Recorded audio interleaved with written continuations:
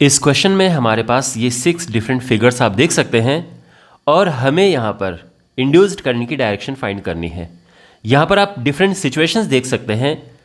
तो induced current कैसे कैसे पैदा होती है, पहले तो ये देखो, अगर हम मैग्नेट को पास लेके जाएं या दूर लेके जाएं तो इंड्यूस्ड करंट पैदा होती है, क्योंकि दोनों केसेस में फ्लक्स चेंज होता है। फ्लक्स चेंज होता है तो इंड्यूस्ड करंट पैदा होती है, आप जानते होंगे। अगर आप सी देखें तो सी में भी ये जो टैपिंग की है जस्ट क्लोज की गई है। जस्ट क्लोज करने का मतलब ये है कि हम जीरो से करंट को किसी अमाउंट तक लेके जा रहे हैं, यानी करंट उस प्रोसेस में इंक्रीज हो रही है। तो जब तक करंट जीरो से किसी अमाउंट तक जाती है उस दौरान, उस ड्यूरेशन में इंड्यूस करंट पैदा होगा। बिकॉज करंट चेंज हो रही है तो उससे लिंक्ड मैग्नेटिक फील्ड चेंज होगा और जिससे फ्लक्स चेंज होगा। यहाँ पर आप डी में देख सकते हैं कि रो स्टेट सेटिंग चेंज हो रही है, यानी यहाँ पर इसको इधर मूव किया जा रहा है।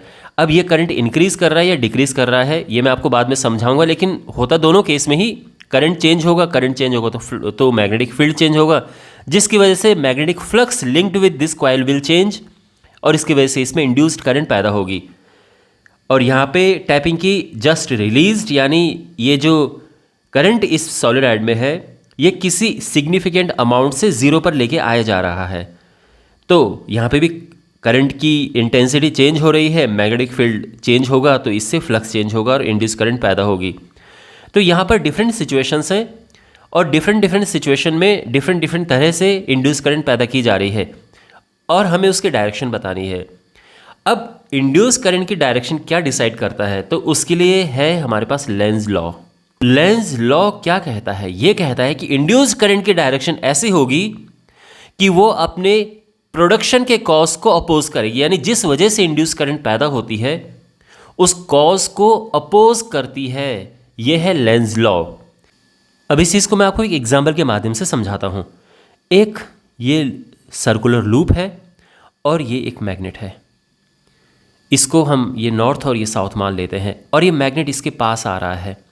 तो अब बिकॉज ये मैग्नेट है तो इससे मैग्नेटिक फील्ड लाइंस निकल रही होंगी, है ना, बिल्कुल इस तरह से। और जैसे जैसे मैग्नेट पास जाएगा तो मैग्नेटिक फील्ड लाइंस और इंक्रीज होती जाएंगी। तो क्या होगा कि flux linked with this loop is increasing.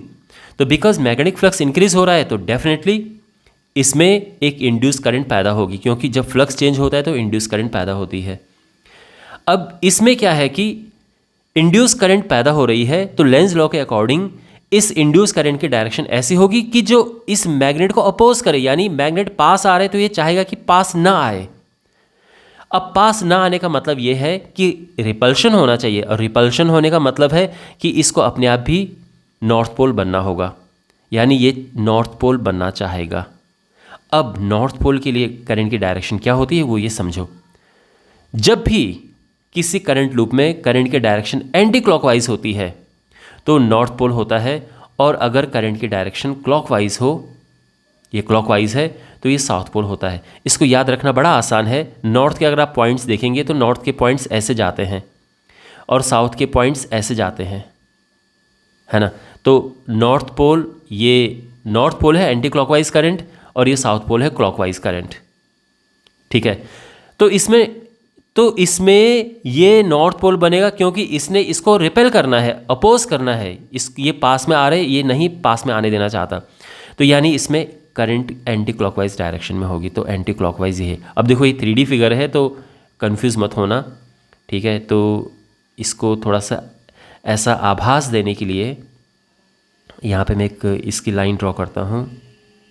तो ये इसकी एक्सिस है, ये इसकी एक्सिस, आप ये समझो कि एक्सिस है। तो किस तरफ झुका हुआ है आप ये देख सकते हैं। तो नॉर्थ पोल बनेगा एंटी क्लॉकवाइज।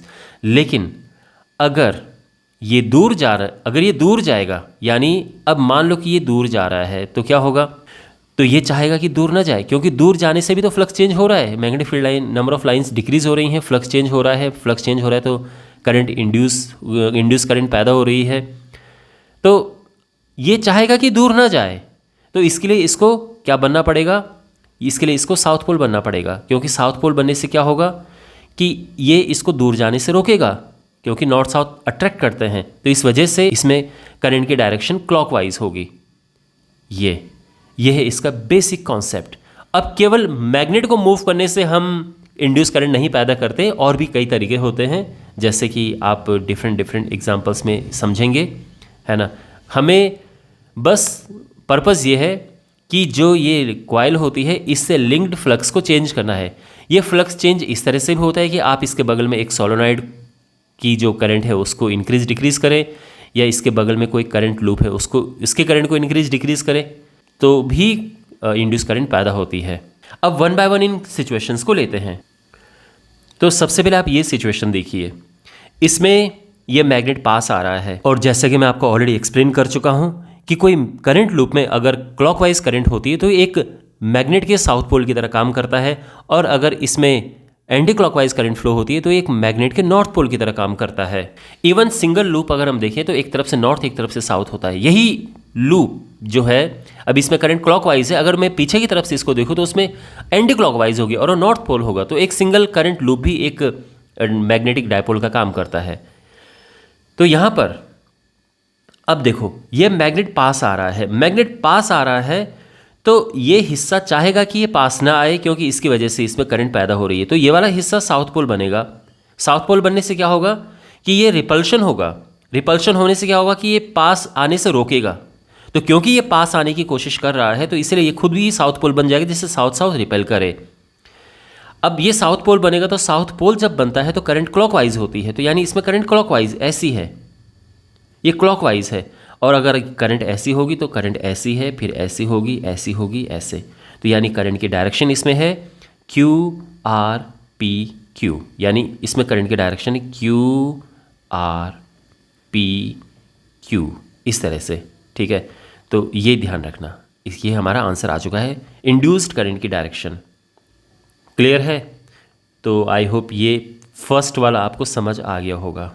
सेकंड, अब हमारे पास है बी पार्ट है, इसमें आप मैग्नेट की डायरेक्शन देखिए, मैग्नेट इस तरफ जा रहा है, तो आप भी समझ गए होंगे, बिकॉज मैग्नेट इस तरफ जा रहा है तो ये तो बन जाएगा साउथ पोल, क्योंकि साउथ इस तरफ जा रहा है, ठीक है। अब ये साउथ पोल बनेगा तो उससे क्या होगा कि करंट इसमें होगी क्लॉकवाइज, ये करंट है। अब ये क्लॉकवाइज होगी तो देखो ये करंट कैसे जा रही है, ये इधर से जा रही है, तभी तो ये ऐसे जाएगी, तो ये है, तो यानी इसमें करंट की डायरेक्शन है वेट, ये ऊपर जा रही है ऐसे, तो पी आर क्यू,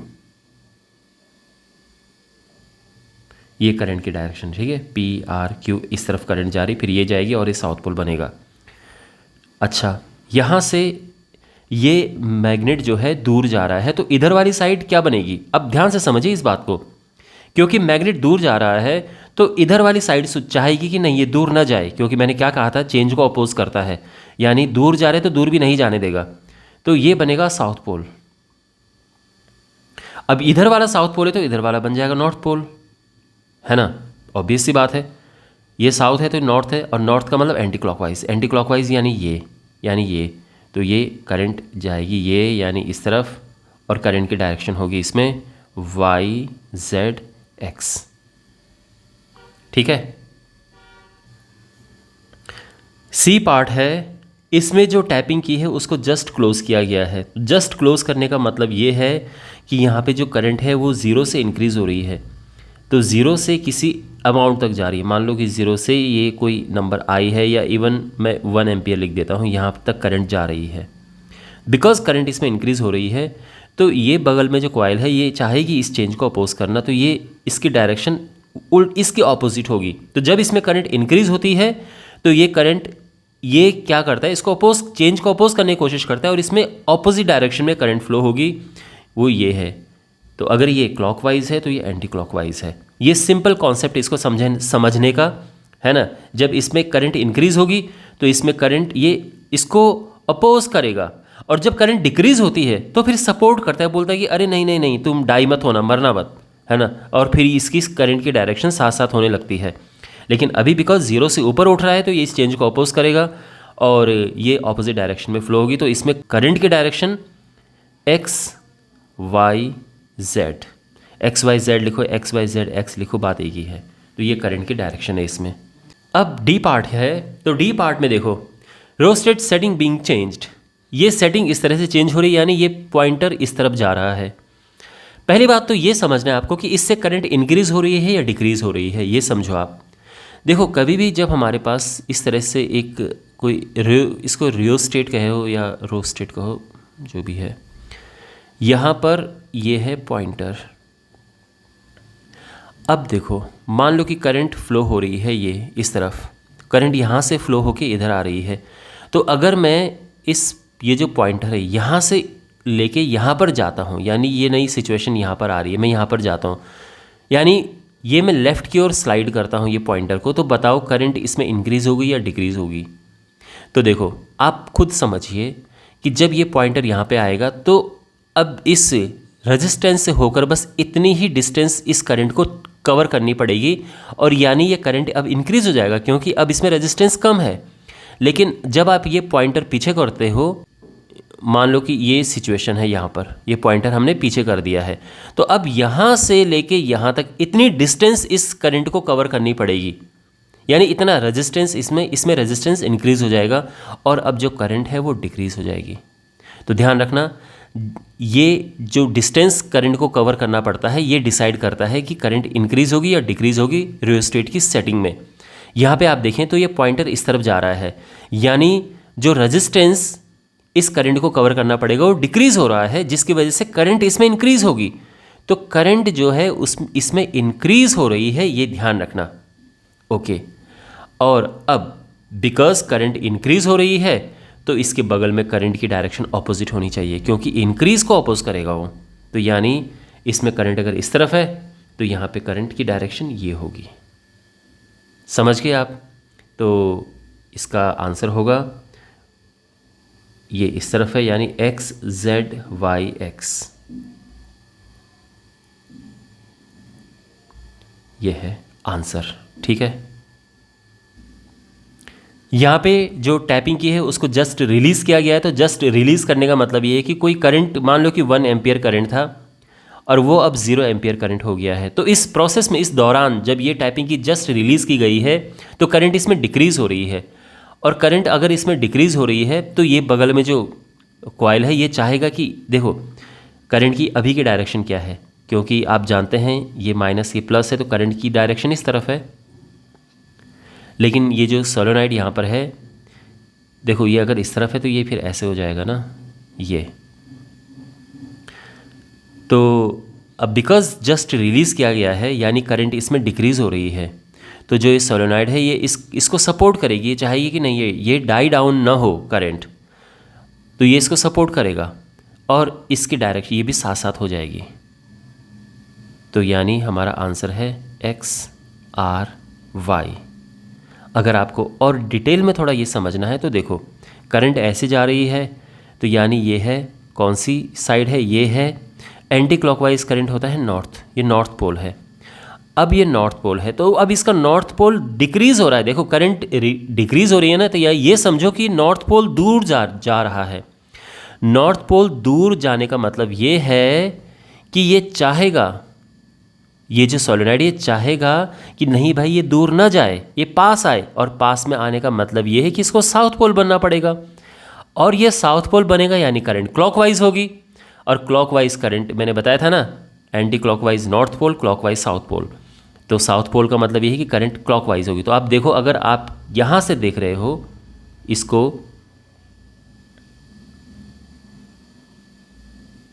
ये आपकी आँख है, ओके। अगर आप इसको यहाँ से देख रहे हो तो आपको क्लॉकवाइज दिख रहा है ना ये करंट, तो यस दैट्स वाई करंट की डायरेक्शन ये है X or Y. F part हमारे पास है, यहाँ पर ही करंट डिक्रीज़ हो रही है, डिक्रीज़। देखो करंट यहाँ पर इंक्रीज़ हो या डिक्रीज़ हो, there is no induced current.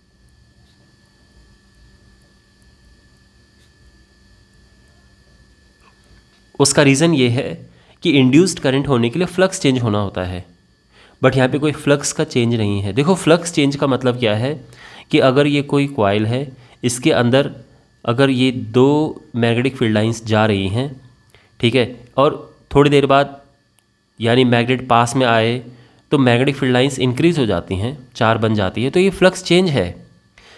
लेकिन अगर मान लो कि किसी वजह से इसके अंदर एक भी लाइन नहीं जा रही है और बाद में भी कोई भी लाइन नहीं जा रही, फ्लक्स तो चेंज है ही नहीं ना। ये लॉन्ग करंट वायर है, इसकी वजह से जो मैग्नेटिक फील्ड की लाइंस बनेंगी वो ऐसे बनेंगी, आप समझ रहे हो, ऐसे ऐसे लूप्स बनेंगे, ऐसे लूप्स बनेंगे इस तरह के। तो आप सोचो ये जो यहाँ पर ये है, इसके अंदर से कोई फील्ड नहीं जाएगा, इसके बिल्कुल इसके अलोंग जाएगा, बट इसके अंदर से कोई मैग्नेटिक फील्ड लाइंस पास नहीं हो रही हैं। Basically there is no flux change. ये जो लूप है जिसमें इंड्यूस करंट की डायरेक्शन हमें बतानी है, फ्लक्स ही नहीं है तो फ्लक्स भी क्या चेंज होगा, पहले भी कोई फील्ड लाइन नहीं जा रही हैं, तो फ्लक्स में तो मैग्नेटिक फील्ड इनटू एरिया होता है ना, BA cos थीटा। तो अब मैग्नेटिक फील्ड लाइंस उसके अंदर जा ही नहीं रही हैं, ठीक है। या अगर हम इस सिचुएशन में कहें कि यहाँ पे जो थीटा है वो 90 डिग्री है, क्योंकि मैग्नेटिक फील्ड लाइन तो ये हैं, बट जो एरिया है उसकी डायरेक्शन प्लेन के परपेंडिकुलर होती है, तो दोनों के बीच में 90 डिग्री का एंगल है, आप ये समझ सकते हैं। तो देयर इज़ नो फ्लक्स, पहले भी फ्लक्स नहीं है, अब करंट चाहे इंक्रीज़ करो या डिक्रीज़ करो, बाद में भी फ्लक्स नहीं होगा। तो जब फ्लक्स है ही नहीं तो फ्लक्स चेंज भी क्या होगा, वो भी ज़ीरो होगा, and there is no induced current. Okay well, तो ये था हमारा क्वेश्चन नंबर 1। बाकी क्वेश्चंस के सॉल्यूशंस के लिए डिस्क्रिप्शन बॉक्स में प्लेलिस्ट चेक करें।